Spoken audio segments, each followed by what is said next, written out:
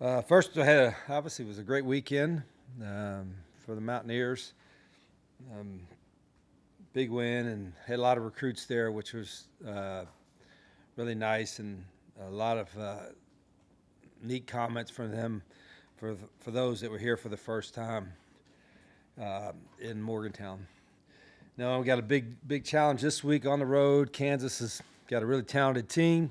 Have had an open week, so they've got 2 weeks to prepare. The new stadium, all that goes with it, with their Big 12 opener against us at home. So we got to, after Sunday, kind of turn the page from last week and get ready to play a good football team on Saturday night. Rich, the run game was much more productive this past Saturday than the week before. So is all that credit go to Ty Edwards? Was your offensive line better? What was your analysis when you looked at the run game? Ty helped. He ran hard and he's a big guy, ran physical. I thought we played pretty solidly up front. There was, we executed a little bit better in some of the run game. We thought we'd really be outnumbered, and we were at times, but Ty broke a few tackles. I thought Clay Ash ran pretty well as well. So I think it was a combination of all that.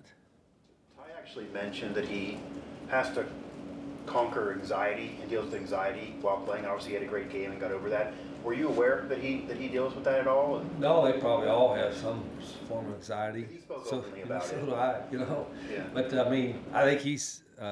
We've got people to help with that, but I think Ty is still getting in shape.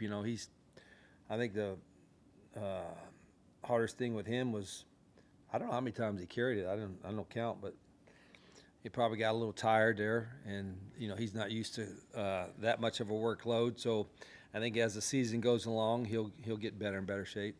But that environment with anxiety also, that couldn't have been easy either. So. It was a great environment. Yeah, and I think sometimes we forget that even if you're an older player like Ty, you've been around a little bit, it's a lot. It's a lot on these guys. So that's just one reason, to your point, that we try to, I don't want to say put pressure on them in practice, but try to create as much of a practice and environment that asks for them to do their best all the time, so the games are second nature. But you're not going to duplicate a practice atmosphere like we saw Saturday. So that was pretty neat. What do you see from Kansas defensively, and what do you know about DK McDonald?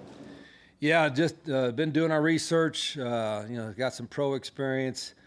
They do a lot. They're very similar to us defensively, from the standpoint is that there's, some teams you'll see a certain base defense, mostly first, second down, third down. You'll see all the exotic stuff. You'll see a lot from these guys on every down. And so, again, with the 2 weeks, there's going to probably be some things that we hadn't seen that we got to be prepared for. Now, the only good part for us is that our defense does a lot of that too, so we saw a lot of different stuff in camp. But it's going to be – I know we're going to see some stuff Saturday that we probably hadn't seen in a while. We got to make sure we're ready for that. Would you discuss the challenge of new coach, new system, and putting together a whole new offensive line? How difficult a task is that? Bob, that's the hardest part of, one, our guys don't have a lot of game experience, particularly up front in the O-line, but they're all freshmen in the system. So sometimes I forget when we go on like, hey, if this is happening, we need to do this, or we make this adjustment. And I'm like, well, shoot, these guys have never made any adjustments yet. This is truly the first. They're like truly all freshmen, other than a couple guys that played for us at Jack State. They're all freshmen in the system. And so I sometimes have to tell myself and our offensive coaches, hey, we got to dial it back now. These guys they're not seasoned veterans in knowing this is the thing we do to fix that or fix this. And that's the hardest part when you're playing with so many new guys, in particular your first year. Year two is going to be a whole lot easier because you're going to have a handful of guys, maybe have not all of them, but you'll have a handful of guys that have been in it. And then year three, you're going to have more of it. And, by the time you get to year four or so, there are going to be many of your players grown up in your system, and that makes a difference, I think. What's the origination of the 9 offensive lineman formation. Did you see that somewhere else, or did you invent No, it? we did something similar to that the last couple years. We had 8, and I'm like, why have 8 when you can have 9? You know, and if one of the big fellas could run it, I'd have 10. You know, yeah, I actually asked those guys if any of them had played running back before, but yeah, they've been waiting to use that one. The big, we call it heavy. They like the heavy stuff. Can you even catch? Can you swing somebody out? Yeah, we're asking those questions too. You know, we want to. I don't know if how much we'll expand the heavy package, but it was key for us, I think, a couple times. Do you have to declare those guys eligible when you? No, not like the pros. Not like the pros? No, they can just put them out there. Now they have an ineligible number that you can't go out for a pass or anything like that. But you don't. In the NFL, you have to declare it. The first 3 games, you've kind of mentioned that it's your time to really learn about your team. You feel like this past weekend you learned a lot about your team? Yeah, I think for a multitude of reasons. One, you know, you're playing a game into overtime, and it's obviously a tremendous environment, a tight ball game, really loud, really intense, and so you find out a lot about that. But you don't want to make a judgment just on that either. You know, good or bad. You know, I think sometimes, you know, but every experience they have, I think, is going to help our guys grow, and it's going to help us learn. So, yeah, I'm glad we won. I'd rather learn from a win than from a loss, but you learn a lot from your losses too, and that's what we got to make sure. I got to make sure that we're prepared for that, because it's a long season. We're going to have a lot of tough ball games, and we got to try to learn as much as we can from about our guys every day. After the game and Nico's performance and leading the comeback, you called him a winner. You mentioned that Nico Marco was a winner. What does it mean to you, and what goes into a player just being a quote-unquote winner? Because people look at stats, analyze sports today with analytics, things like that. Yeah. Maybe the stats don't always line up that Nico's elite, but he has won a lot of games when he's been in there. Well, I just, from his attitude when, you know, typically, and I think I mentioned this after a game, when somebody's in there and then you take them out and put somebody else in, you know, they could go in the tank, or they could go and pout, or, you know, and not be engaged anymore in the game, whatever. And he didn't do that at all, of course. You know, he stayed engaged in the game, and when he got his opportunity to go back into the game, you know, he did a great job. So, you know, that tells you that he's made the right stuff. And other guys too. He wasn't the only guy we took out and put somebody else in. But the quarterback's the one you notice, right? So really proud how he stayed focused and made the most of his opportunity in the last 5 minutes. Rich, on the heavy stuff, it's not as simple as bringing in like the next 4 guys on the offensive line, is it? Because I think you moved Chemo to the backfield, but the 2 guys on the right were totally new, right? Yeah, I mean, we wanted Big Donovan, who's, like I said, you know, 2 hamburgers shy of 400.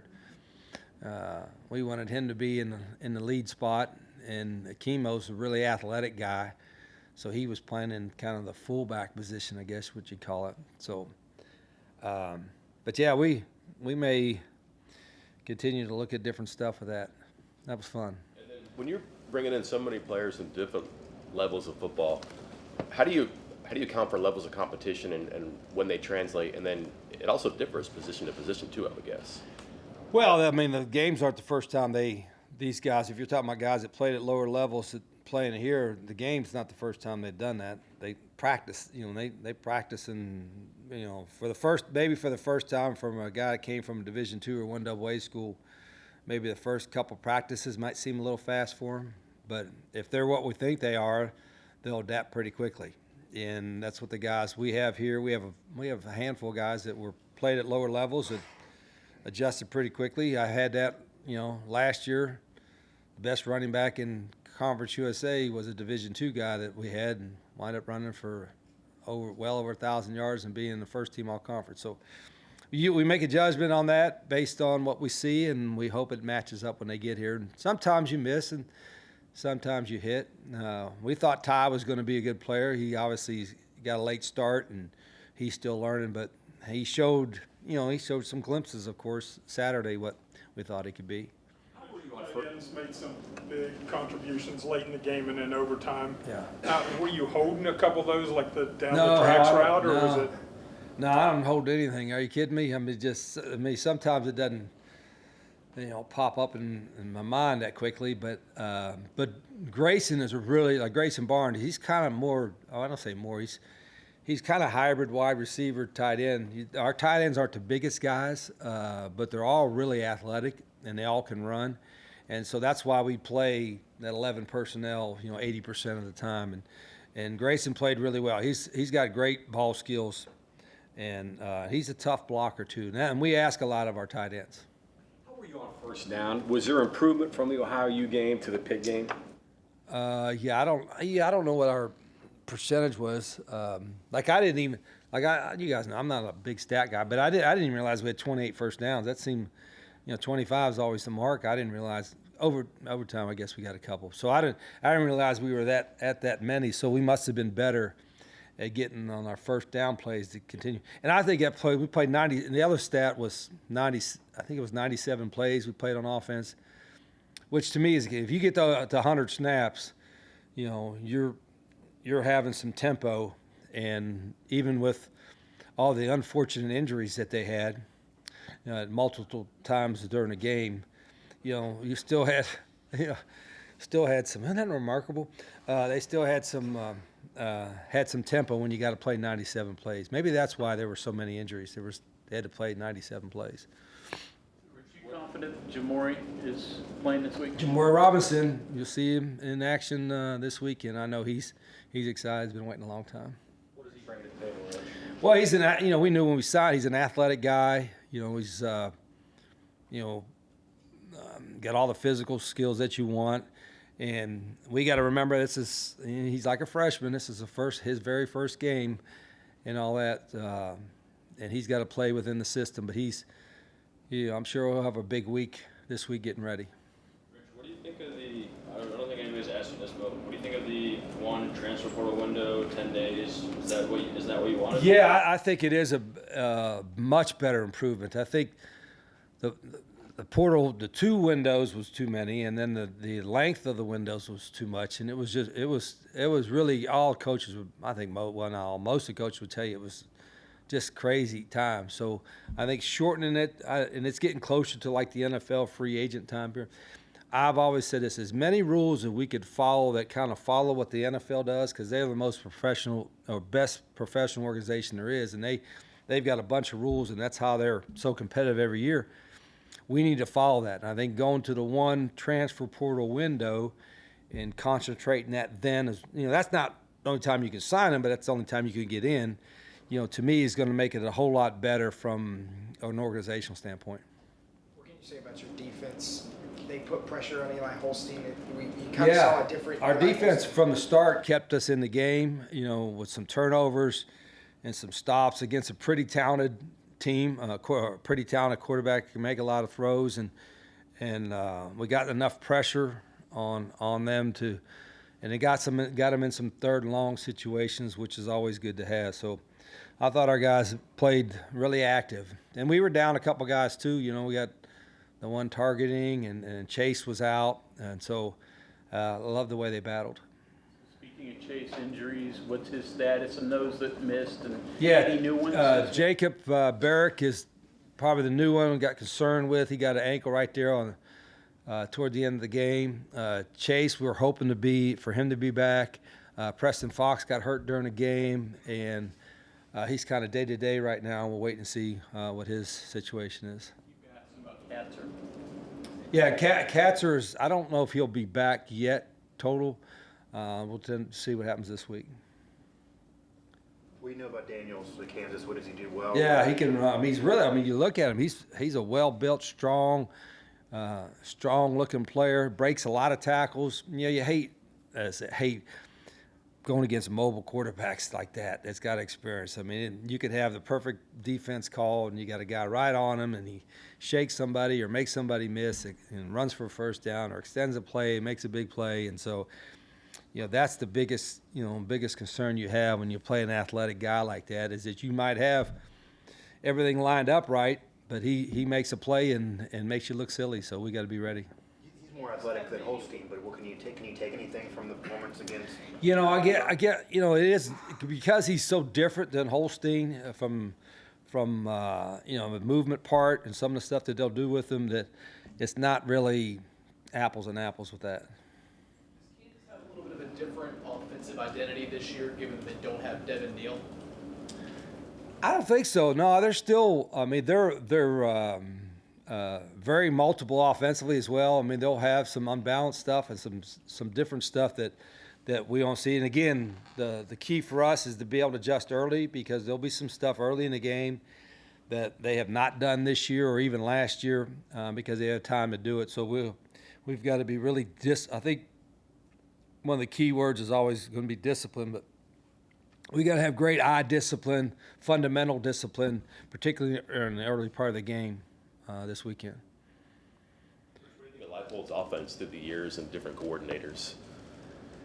What do I think of Yeah, it? it just looks like you're kind of an engineer. Yeah, he's, Lance is, kind of came up, we kind of came up the same way through the bus leagues, small schools, and sometimes it's like being a high school coach. You got to do what you could do and be a little bit more creative in ways. And he's always been creative in the way some of the stuff they've done offensively.